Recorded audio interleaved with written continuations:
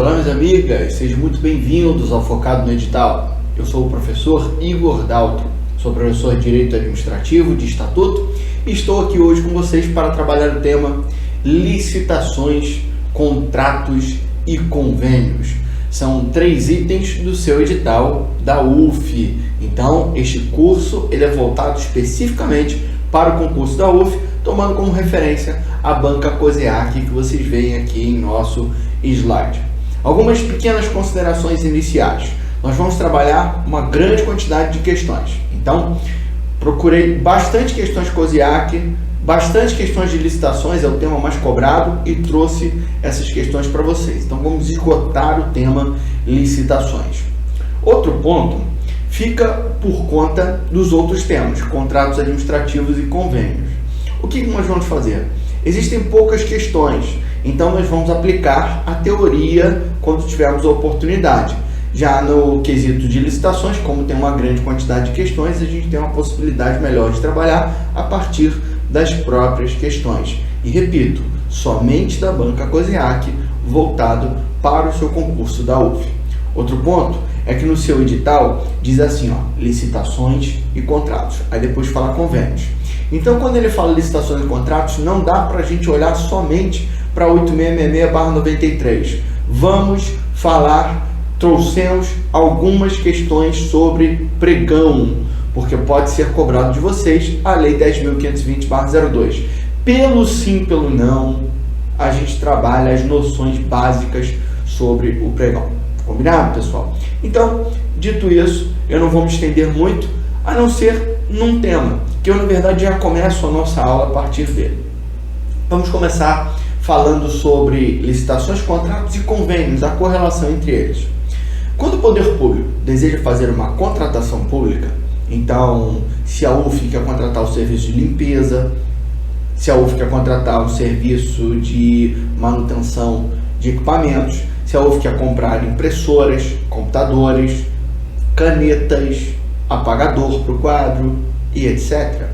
Existe todo um processo para que seja feita a contratação pública, onde inicialmente, na parte inicial desse processo, nós temos a escolha da melhor proposta. E a escolha dessa melhor proposta é feita mediante um processo ou um procedimento administrativo chamado de licitação pública. Porque o administrador público, você amanhã, eu amanhã, qualquer pessoa que eu quero dizer, quando está gerindo a coisa pública, não pode simplesmente agir como se estivesse gerindo algo que é seu e contratar com um Joãozinho ou com um Zezinho.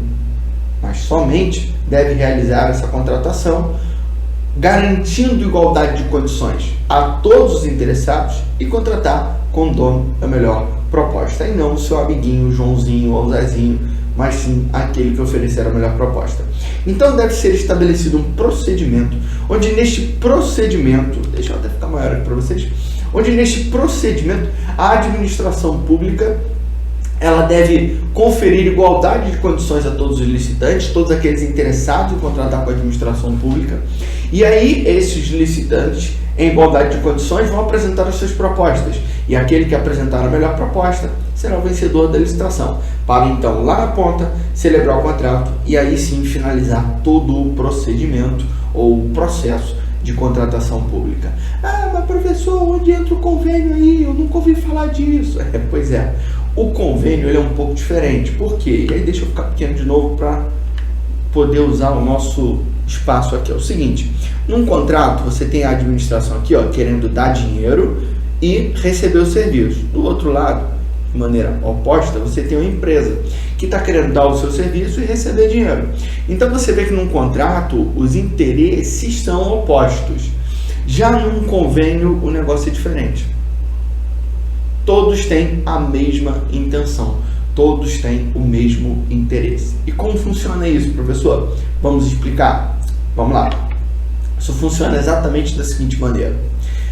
Aqui no Rio de Janeiro, por exemplo, eu posso citar uma situação. Existe um hospital público grande, chamado Hospital da Posse, lá numa cidade chamada Nova Iguaçu. E Nova Iguaçu sempre foi muito grande, mas com o tempo, alguns pequenos locais de Nova Iguaçu foram se emancipando. Então a gente tem hoje em dia municípios menores, como Belfor Roxo, Mesquita, Queimados e Nilópolis. Nilópolis que talvez seja conhecido aos olhares de muitas pessoas, especialmente pós-carnaval, porque é de onde vem a escola samba Beija-Flor de Nilópolis. Mas enfim, esses municípios na região são todos pequenos, então naturalmente, por serem pequenos, tem uma arrecadação pequena. E se é pequeno e tem arrecadação pequena, não tem grande hospital. Aí o que é feito? Como todos os entes da federação têm a competência de promover a saúde pública, é feito um convênio entre municípios de Nova Iguaçu, Nilópolis, Mesquita, Belfor Roxo, Queimados. O Hospital Grande de Nova Iguaçu, que é aquele que consegue atender os doentes de maior complexidade, recebe os doentes de maior complexidade desses outros bairros, dessas outras cidades, né, dos outros municípios, e aí o município transfere um valor para Nova Iguaçu, e isso é um convênio. Quando ocorre essa transferência voluntária, essa gestão associada de serviço público, nós chamamos de convênio. Então, convênio é basicamente isso, uma parceria entre os entes da federação, com uma informação muito importante. No convênio, os interesses não são opostos, na verdade, os interesses são convergentes. Eles não são divergentes, eles são convergentes. Eles não vão de encontro um ao outro, mas sim ao encontro um do outro. É quase uma aula de português aqui agora, mas enfim, é isso mesmo. Então, quando é feito um convênio, essa é uma diferença muito básica entre convênio e contratos. Nos convênios não existem interesses opostos, nos contratos existem. Beleza, pessoal? Essa é a introdução, a gente fala mais algumas informações sobre convênios ao longo da nossa aula. Vamos começar então com a nossa primeira questão, que diz assim: a Lei 8666/93, mais conhecida como Lei de Licitações, assume alguns princípios informativos com relação aos procedimentos licitatórios. Em relação a este aspecto da Lei de Licitações, avalie se são verdadeiras ou falsas as afirmativas. Bom, veja que uma licitação ela tem aqueles 3 objetivos que você já deve conhecer, você já deve ter lido nas nossas apostilas. Primeiro, atendimento ao princípio constitucional da isonomia, que é garantir igualdade de condições a todos os licitantes. Excepcionalmente, ela trata de maneira desigual, que não deixa de desatender a isonomia, é a chamada isonomia material que você aprende lá no direito constitucional. O segundo objetivo é a obtenção da proposta mais vantajosa. E o terceiro objetivo, a promoção do desenvolvimento nacional sustentável. E aqui eu sempre menciono a possibilidade das margens de preferência de até 25% para produtos manufaturados que atendam às normas técnicas brasileiras. Beleza, pessoal? Então, aí os 3 objetivos de uma licitação. E as licitações, elas têm um cenário bem peculiar, elas têm princípios específicos, alguns bem óbvios, né? Legalidade, pessoalidade, moralidade, publicidade, probidade, que é basicamente a mesma coisa que moralidade, mas alguns assim um pouco diferentes, como por exemplo, vinculação ao instrumento convocatório, julgamento objetivo, princípio do sigilo das propostas. Então vamos falar um pouco de cada um deles? Vamos lá. Princípio do sigilo das propostas. A licitação é pública. Ok, todo mundo tem acesso. Mas quando o licitante apresenta a sua proposta, e na licitação presencial um envelope, ele entrega um envelope, esse envelope vai lacrado. Se na sessão pública esse envelope já estiver aberto, ele violou o sigilo das propostas. Por quê? A partir da leitura da Lei de Licitações, nós conseguimos extrair que as propostas devem permanecer sob sigilo até o momento de abertura em sessão pública. É o princípio do sigilo das propostas. Ele é, portanto, uma exceção ao princípio da publicidade. Outro princípio, o princípio do julgamento objetivo. Eu sempre digo o seguinte: imagina que você tem uma licitação, deixa eu trazer uma página em branco aqui pra gente, e a gente pode falar sobre isso aqui demonstrando. Deixa eu sair aqui para também não atrapalhar vocês. Beleza. Seguinte, vou fazer uma licitação que o critério de julgamento é o menor preço e eu exijo que os produtos tenham 1 ano de garantia. Aí vem o licitante A e o licitante B. O licitante A me oferece o produto com 1 ano de garantia.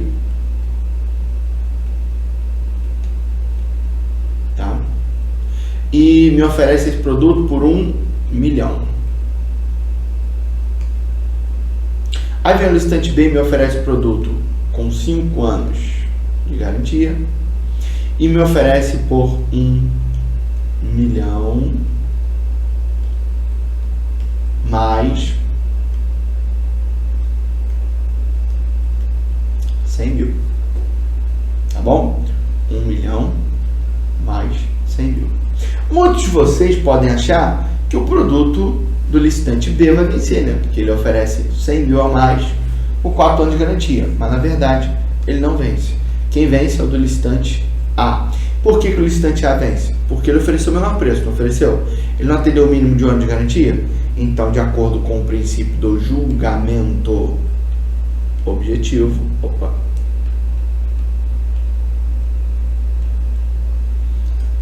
o licitante A venceu. Esse é um outro princípio do mundo das licitações. Eu vou retornar aqui agora. Outro ponto também relevante, princípio da vinculação ao instrumento convocatório, é um outro princípio que pode cair na sua prova. Ele é muito parecido com o da legalidade, porque o princípio da legalidade diz que você tem que fazer o que a lei manda, respeitar a lei. Sim, mas a lei deixa algumas liberdades ao agente público, que a gente popularmente, tecnicamente na verdade, conhece como discricionariedade. É aquela liberdade que os agentes da administração têm para escolher as possibilidades conferidas pela lei. Pois bem, dito isso, aí o agente público, por exemplo, a lei de licitações permite a ele exigir garantia ou não para a celebração de contratos. Se você já comprou bebida em depósito, você sabe o que é essa ideia de garantia. Você compra a bebida no depósito, paga por ela, mas deixa um cheque calção, que era o valor do casco. Você tem que devolver a garrafa para o dono delas. Se você não devolver, ele tem um cheque que aí ele deposita, não ficando prejuízo. A administração, segundo o artigo 56 da 8666/93, pode exigir garantia. Se ela exigir garantia, ela bota no contrato. Ela bota no edital. Aí ela também tem que botar no contrato. Mas aí quem venceu foi a empresa da Marinazinha. A Marinazinha, já tem um contrato com a gente, nunca deu uma dor de cabeça, excelente, arrebenta, presta todos os serviços dando prazo, tudo perfeito. Então vou isentar ela da garantia. Você não precisa prestar garantia não, porque eu confio em você. Não pode, porque se colocou no edital da licitação, que é um instrumento convocatório, que é onde o poder público diz, quero comprar, ele torna público a necessidade dele de contratação, e aí vem os interessados a participar, ele já colocou lá que ele vai exigir garantia. Então, o instrumento convocatório, ele vincula tanto os licitantes que devem respeito a ele, como a administração. É claro que eles também devem respeitar a lei, mas entenda, a lei deixa o alvo em aberto e aí foi feita uma opção, beleza? Então nós temos aí o princípio da vinculação ao instrumento convocatório. E por último, também gostaria de falar do princípio da adjudicação compulsória. Por quê? As licitações, elas possuem fases. Fase de instrumento convocatório, que é a primeira. Depois vem a fase de habilitação. Aqui, instrumento convocatório. Habilitação. Vou vir aqui, apagar.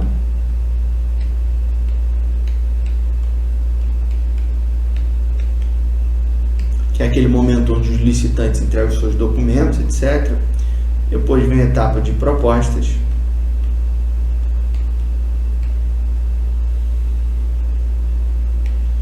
Depois vem a etapa de homologação.